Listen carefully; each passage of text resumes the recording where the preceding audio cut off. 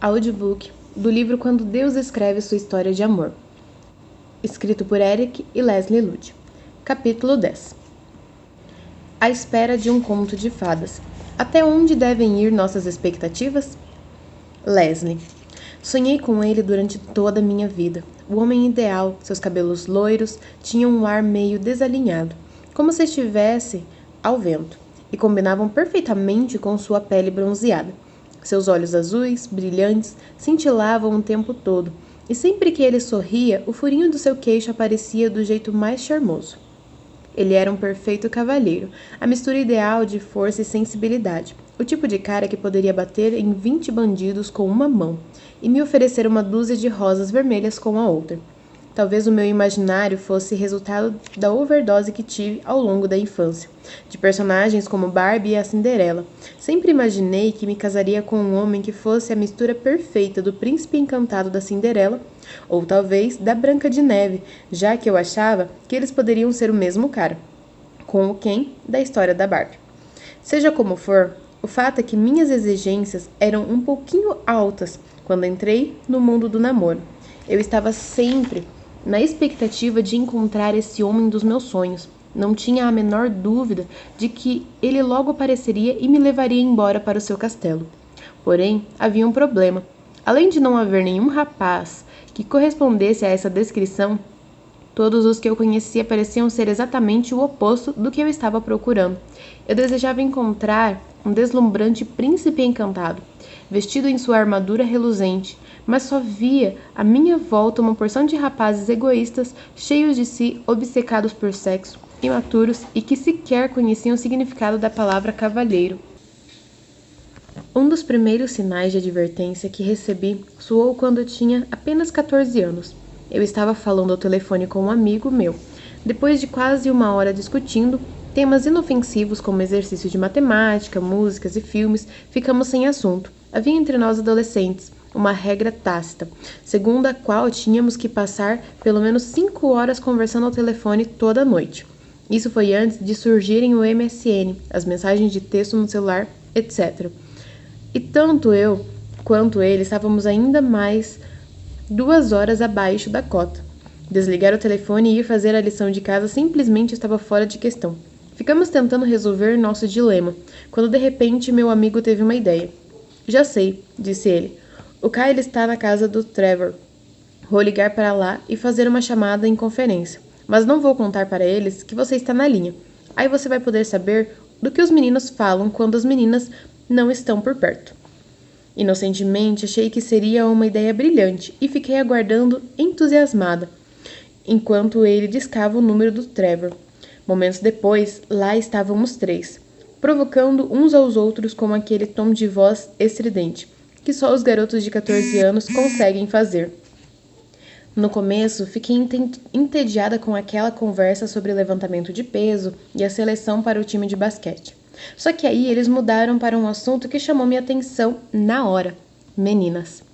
Fiquei em total silêncio do outro lado da linha, na expectativa de que revelassem o que realmente sentia pelas garotas de quem gostavam. Porém, o que eles disseram não foi exatamente o que eu esperava ouvir. Eles começaram a descrever em detalhes e com um linguajar bastante obsceno aquilo que lhes atraíam no corpo das meninas da escola e o que gostariam de fazer com elas sexualmente falando. Falavam da anatomia feminina como se as mulheres não passassem de meros pedaços de carne a serem devorados. Parecia que eu estava ouvindo um programa pornográfico, só que ainda pior, já que as garotas de quem estavam falando eram minhas amigas. Não demorou muito, meu amigo terminou a conversa com seus amigos. Conversas entre homens não duram tanto quanto as conversas femininas, e me perguntou: "E aí, o que você achou?" "É assim que vocês falam das meninas toda vez?" Perguntei, um pouco incrédula. "É, por quê?" "Quer dizer então que vocês homens basicamente só nos veem como objetos sexuais?" Indaguei em seguida, procurando não deixar transparecer a raiva em minha voz. "É mais ou menos, sim." Foi sua resposta cruelmente sincera. Esse foi para mim o primeiro indício de que encontrar um príncipe encantado, vestido em uma armadura reluzente, não seria tão fácil como eu sempre imaginara. Conforme fui ficando mais velha, concluí que se quisesse namorar, como o resto das pessoas, teria que diminuir um pouco as minhas exigências. Então, durante os anos que se seguiram, fui deixando de sonhar com um nobre e perfeito príncipe encantado e passei a me contentar com qualquer rapaz que parecesse, ainda que indiretamente interessado em mim. Mesmo após ter decidido romper com aquela vida de namoros temporários e passar a me guardar para meu futuro marido, houve momentos em que tive a impressão de que meu compromisso de pureza era inútil. Sofri durante um bom período, até que Deus trouxe à minha vida vários amigos tementes a Ele, a quem eu realmente podia respeitar. Antes de conhecê-los, no entanto, perguntei-me muitas vezes se valia mesmo a pena esperar por algo mais que a deturpada masculinidade da nossa cultura. Afinal, qual a razão de ansiar por uma canção mais doce? Confiar que Deus me daria uma linda história de amor e separar-me para o meu futuro cônjuge, amando de forma abnegada, se sequer existiam no mundo homens pelos quais valessem a pena esperar? Todos os dias, inúmeras moças fazem a mesma pergunta. Ironicamente, no entanto, não são as mulheres que desejam saber se um dia encontrarão alguém por quem vale a pena esperar. Eric e eu conhecemos centenas de rapazes que também se perguntam se ainda resta alguma moça nesse mundo que viva de forma separada e diferente. Lembro-me de uma conversa que tive com uma amiga que estava casada com um crente maravilhoso havia 5 anos. Não sei se minhas exigências é que são altas demais, disse a ela, mas estou muito confusa.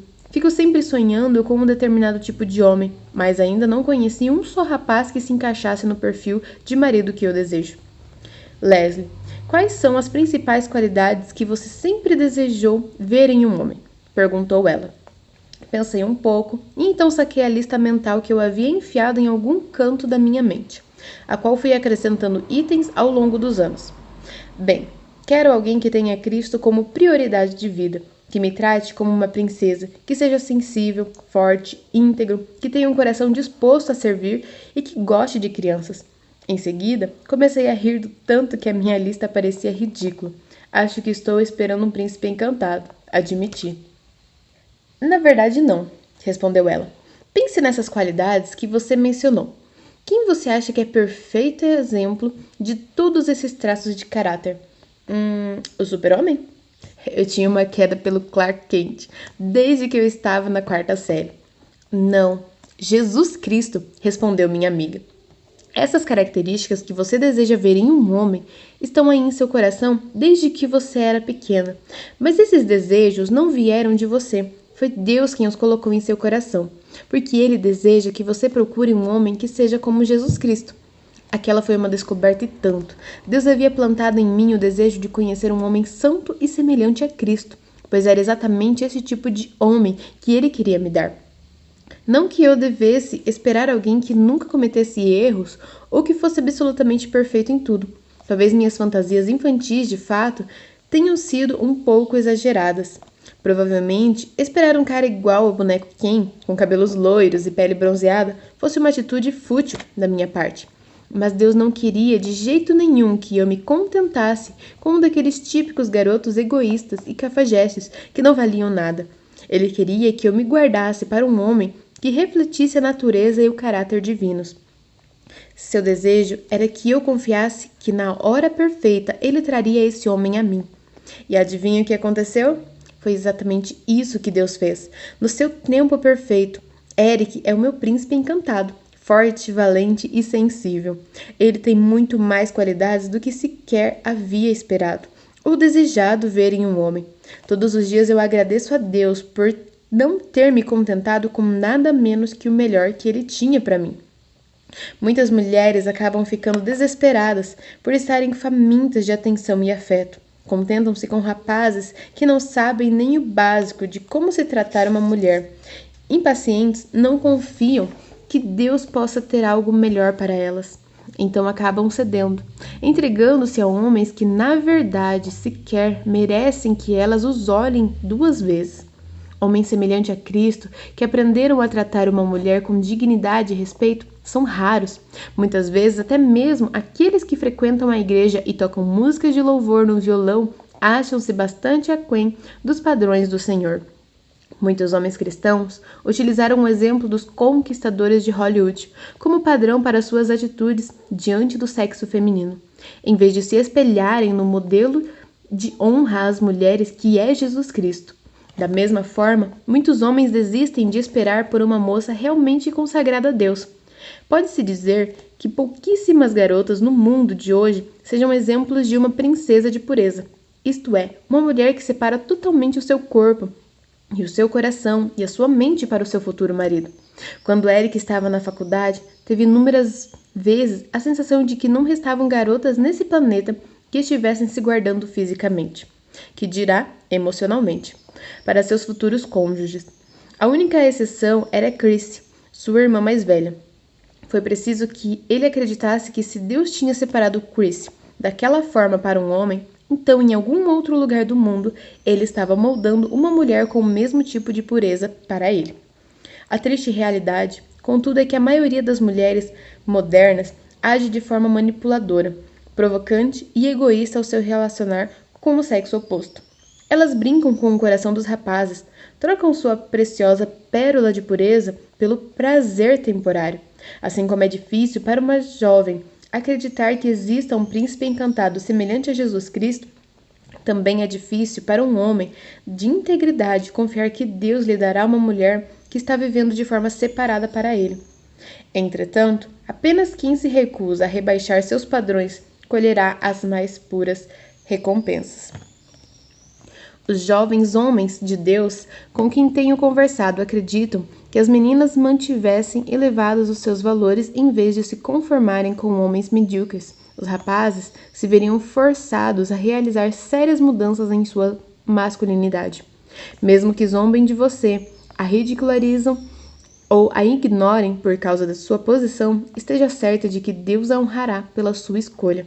Ele pagou pelo tesouro que é o seu coração, dando seu próprio sangue. Todavia, quando você permite que sua feminilidade seja pisoteada na lama, você despreza o incrível sacrifício que ele fez por você. Você é uma filha do rei, então espere por um homem que tenha sangue real correndo em suas veias. Uma verdadeira história de amor. O tenente John Blandford olhou para o relógio no alto da parede da estação Grand Central, em Nova York. 5 para 6. Seu coração estava disparado. Às 6 horas em ponto, ele iria conhecer uma garota que nunca vira pessoalmente, mas por quem achava que estava apaixonado. A história tinha sido a seguinte. Certo dia, durante o seu treinamento para ser piloto de combate na Segunda Guerra Mundial, ele passou por uma livraria e resolveu olhar um dos livros que estavam à venda. Enquanto folheava as páginas, notou que alguém havia feito observações nas margens. A letra era bonita e as anotações perspicazes. Ao lê-las, disse a si mesmo: gostaria de conhecer o autor dessas anotações. Seja quem for, parece ser uma pessoa muito boa, inteligente e bondosa. Ao procurar uma das primeiras páginas, viu o nome de uma mulher, Hollis Manuel, Nova York. Decidiu então que tentaria fazer contato com ela, com a ajuda de um catálogo telefônico da cidade. Achou seu endereço e escreveu-lhe uma carta. Porém, no dia seguinte, foi enviado à Europa para combater na guerra. Surpreendentemente, Hollis respondeu à carta de John, e os dois trocaram correspondências ao longo de toda a guerra. As cartas dela eram iguais àquelas maravilhosas observações que ela havia feito no livro. Relembra John. Ela estava sempre me reconfortando e me dando apoio. Certa vez, John confessou em uma carta que ficara completamente tomado de pavor ao ver-se cercado por aviões inimigos. Hollis então lhe assegurou que todos os homens corajosos às vezes sentem medo, e sugeriu que da próxima vez que se sentisse assim, imaginasse sua voz recitando: ainda que eu ande pelo vale da sombra da morte, não temerei mal nenhum, porque tu estás comigo. Conforme foram se correspondendo, John começou a perceber que estava se apaixonando por Hollis. Então escreveu-lhe pedindo: envie-me uma foto sua. Hollis, no entanto, recusou-se. Se o que você sente por mim é de fato verdadeiro, minha aparência não vai importar. Apesar disso, John continuou intrigado por ela e desejoso de conhecê-la pessoalmente. Finalmente chegou o dia de retornar aos Estados Unidos para passar férias. Em uma de suas cartas, mencionou que estaria voltando ao país e que gostaria de levá-la para jantar. Hollis combinou de encontrá-lo na estação Grand Central, às 6 da tarde, ao lado do grande relógio. Você vai saber quem sou eu, porque estarei usando uma rosa vermelha, escreveu. O dia chegou, afinal. Na estação, John aguardava, ansioso, o momento de finalmente conhecer a moça por quem achava estar apaixonado. Então uma jovem se aproximou, fazendo o coração do tenente dar um salto. Sua silhueta longínqua era arrematada por um belo rosto emoldurado por cachos loiros. Vestia em um conjunto verde claro. Ela parecia jovial e cheia de vida, e seus olhos azuis cintilavam. John caminhou na direção dela, sem contudo perceber que ela não estava usando a rosa. Ao vê-lo se aproximar, ela o cumprimentou de modo discreto. Indo por aqui, soldado? Todavia, tão logo deu outro passo. John percebeu que um pouco mais adiante havia outra mulher reconchuda e de cabelos grisalhos. Em seu casaco amarrotado havia uma rosa vermelha. Naquela hora, o entusiasmo de John desapareceu. Parado ali, viu-se totalmente dividido em seguir a bela e encantadora jovem de conjunto verde ou manter-se fiel ao compromisso feito com a mulher cujas cartas o haviam reconfortado tanto durante a guerra. De repente, tomou sua decisão. Com passos firmes, aproximou-se da mulher reconchuda, cujo rosto se iluminou com um terno sorriso. Sou o tenente John Blandford. E você? Você deve ser a senhorita Mannion. Que bom que você pôde vir me encontrar. Aceita jantar comigo? O sorriso da mulher tornou-se ainda maior, como se ela estivesse se divertindo com aquilo. Não sei o que está acontecendo, filho, disse. Em seguida, apontou para a moça de conjunto verde, que naquela hora já estava quase fora do campo da visão deles. Aquela jovem me deu esta rosa e me pediu para usá-la enquanto estivesse andando pela estação. Disse que se você me convidasse para jantar, eu deveria dizer-lhe que ela o estaria esperando no restaurante do outro lado da rua. Ela disse que era um tipo de teste. Em busca do ouro. A extraordinária e romântica história de John Blandford e Hollis Mannion é um exemplo incrível de uma jovem que se mostrou disposta a esperar por um homem realmente íntegro e de um rapaz que foi recompensado por ter tido uma atitude semelhante à de Cristo e não ter seguido os seus impulsos carnais.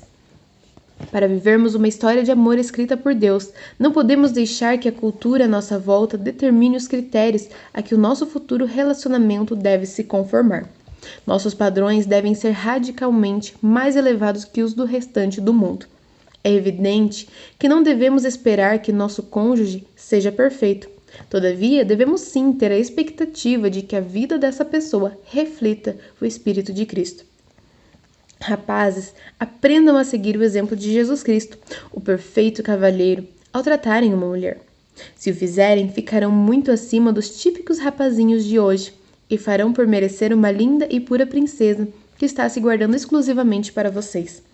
Moças, se vocês esperarem com paciência e confiarem que Deus lhes dará um homem semelhante a Cristo, não ficarão decepcionadas. Uma observação importante. Ao longo dos anos, tenho ouvido muitas solteiras expressarem certa frustração em resposta a essa afirmativa. Elas dizem, esperei por um homem de Deus, mantive meus padrões lá em cima, mas a única coisa que aconteceu foi que todos os homens disponíveis se casaram e continuo sozinha. Deveria ter me casado quando tive a chance. Não caia nessa mentira, porque você deveria rebaixar seus padrões. Apenas para evitar ficar solteira? Ser casada com um homem que só se atenta para os próprios interesses e não teme a Deus é muito pior do que ficar sozinha. Basta perguntar a qualquer mulher cuja vida se acha arruinada em virtude do erro de ter se casado com um cafajeste. Viver uma história de amor escrita por homens e não por Deus não compensa a dor e o sofrimento que certamente virão. Como consequência de se resolver o assunto com as próprias mãos, Jesus derramou o próprio sangue para comprar sua vida. O zelo que ele lhe tem é grande demais para entregá-la a um Zé Mané qualquer que venha se insinuar para você. A proteção do Senhor não deve ser motivo de ressentimentos da nossa parte, mas sim de alegria. Fico imaginando como o coração de Deus deve se entristecer quando perdemos as coisas bonitas que Ele planejou para nós, por causa da nossa tolice. Recentemente li sobre um pastor de jovens que aconselhara a uma jovem muito angustiada em relação ao seu namoro. Ela estava perdidamente apaixonada pelo namorado. Embora fizesse poucas semanas que o namoro iniciara, o jovem estava começando a pressioná-la e abrir mão de seus valores e fazer sexo com ele. "O que devo fazer?" perguntou ela ao pastor. "Gosto muito dele e não quero perdê-lo." O pastor de jovens lhe disse então que simplesmente se mantivesse firme e dissesse ao rapaz que para o relacionamento prosseguir, ele teria de parar de pressioná-la a rebaixar seus padrões de pureza. Demorou um pouco para a ficha cair na cabeça do rapaz. Recorda-se o pastor, todo orgulhoso, mas finalmente ele entendeu a posição dessa jovem e a respeitou. Assim, puderam levar um namoro normal e saudável, sem que ela tivesse de se sentir pressionada a entregar-lhe a sua virgindade. Mesmo assim, foi preciso que ela continuasse lembrando-lhe dos seus padrões. "Se essa moça tivesse vindo até mim, eu teria lhe falado algo mais ou menos assim. Esse cara não merece nenhuma segunda chance. Um homem de verdade não procura levar a mulher a abrir mão de sua pureza. Pelo contrário, ele procura protegê-la, tal qual um herói. Não desperdice sua vida com um cara egoísta só porque você se sente atraída por ele. Para Deus, você merece muito mais e ele tem algo bem mais especial para você. Confie que o Senhor lhe trará um homem de verdade que se importe em proteger sua preciosa pureza tanto quanto você." Obviamente, Deus não quer que tenhamos a expectativa de encontrar alguém que nunca erre. Todavia, deseja que esperemos por um rapaz ou uma moça cuja prioridade seja de obedecer a Jesus Cristo e não de satisfazer aos seus próprios interesses carnais. Essa questão de não rebaixarmos os nossos valores acaba sendo, na verdade, uma questão de confiança. Será que realmente confiamos que Deus é capaz de nos trazer alguém ou sentimos a necessidade de manipular e resolver o assunto com as nossas próprias mãos? Lembremos-nos de que o Senhor conhece os nossos sonhos e desejos mais profundos, muito mais que nós mesmos, e tem prazer em dar boas e perfeitas dádivas a seus filhos. No entanto, devemos ser pacientes e deixar que Ele faça a obra da maneira dele e no tempo dele, que são perfeitos. Vamos tomar o cuidado de não passarmos à frente do Senhor e assim tomar a caneta da sua mão, mesmo após termos supostamente entregado a Ele. O leitor se lembra da história de Chris? O Senhor colocou um servo dele em seu caminho no momento em que ela sequer estava procurando alguém. Não foi fazendo buscas desesperadas em sites de namoro, participando estrategicamente de reuniões de solteiro, ou vivendo um frenesi de aventuras passageiras que Chris conheceu seu marido. Scott entrou em sua vida sem nenhuma manipulação humana. Bastou que ela confiasse plenamente na fidelidade do seu rei e que tomasse as decisões de sua vida em função da obra dele, e ele cuidou do resto. Todos os casais que Eric e eu conhecemos, que viveram uma genuína história de amor escrita por Deus, passaram pela mesma experiência. Literalmente apareceram do nada na vida um do outro, sem a influência de nenhuma estratégia ou manipulação humana. Depositaram toda a sua confiança no Senhor, e Ele provou sua fidelidade a eles, muito acima de todas as suas esperanças e expectativas. Servimos a um grande Deus. É hora, então, de começarmos a crer que Ele é capaz de nos trazer um cônjuge, à maneira dele, que é perfeita e milagrosa, e que não precisa da nossa ajuda para isso. Deus não precisa que os nossos dedos desajeitados tomem a caneta que está em sua mão, tampouco que tentem escrever a nossa história romântica. Isso não significa que devamos assumir uma postura passiva. Contudo, também não quer dizer que o nosso papel seja o de procurar freneticamente um cônjuge e depois pedir a Deus que abençoe as nossas decisões motivadas pelo egoísmo. Pelo contrário, nosso papel é orar, confiar no Senhor, tomar nossas decisões de vida em função do que Ele diz, ouvir sua voz mansa e suave nos dando a direção e deixar que Ele cuide do resto. Se você deseja viver uma linda história de amor escrita por Deus, então seu tempo será mais bem empregado se você o utilizar para cultivar um relacionamento com Cristo, em vez de ficar procurando um namorado ou uma namorada na internet, nos restaurantes da cidade. Se você realmente aprender a confiar em Deus, a entender o que vai no coração dele e a reconhecer a sua voz, então será capaz de identificar a marca registrada do Senhor, quando ele começar a escrever sua história romântica. Nunca se esqueça de quem o seu Deus é. Ele é o único que o ama a ponto de ter enviado seu único filho para morrer e redimir a sua vida. Ele reserva bênçãos incríveis para aqueles que nele confiam. Como diz um ditado bem conhecido, Deus dá o melhor para aqueles que deixam a escolha a cargo dele. Da próxima vez que se sentir tentado a passar na frente de Deus e a rebaixar seus padrões, lembre-se das palavras de Paulo: aquele que não poupou o seu próprio filho, antes, por todos nós o entregou, porventura não nos dará graciosamente com ele todas as coisas?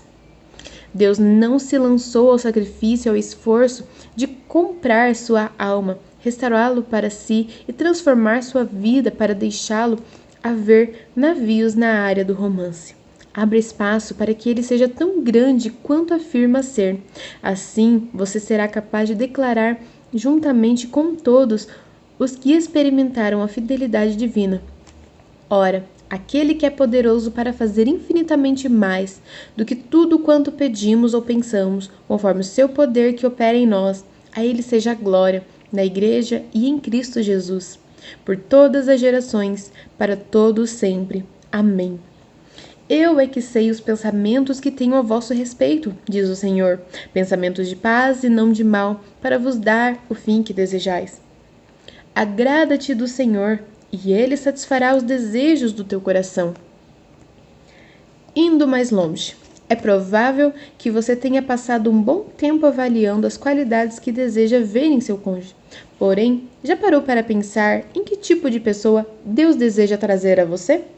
Caso não saiba, com certeza, pergunte a ele. Separe um tempo para orar a respeito e buscar o que está no coração do Senhor. Anote quaisquer pensamentos, percepções ou promessas específicas que sentir que ele está lhe comunicando. Lembre-se de que quanto mais você se aproximar de Deus, mais ele refinará os seus desejos de modo que se tornem compatíveis com os desejos dele. Conforme você se agradar do Senhor, seus desejos se tornarão os desejos que ele tem para você. Considere a possibilidade de fazer um diário, onde possa anotar os desejos que ele tem lhe dado. Posteriormente, registre também como foi que ele satisfez a esses desejos no tempo dele e da maneira dele, que são perfeitos os caminhos de Deus. Podem não ser exatamente como esperamos, mas jamais nos decepcionaremos se a caneta da nossa vida estiver nas mãos do Criador do romance.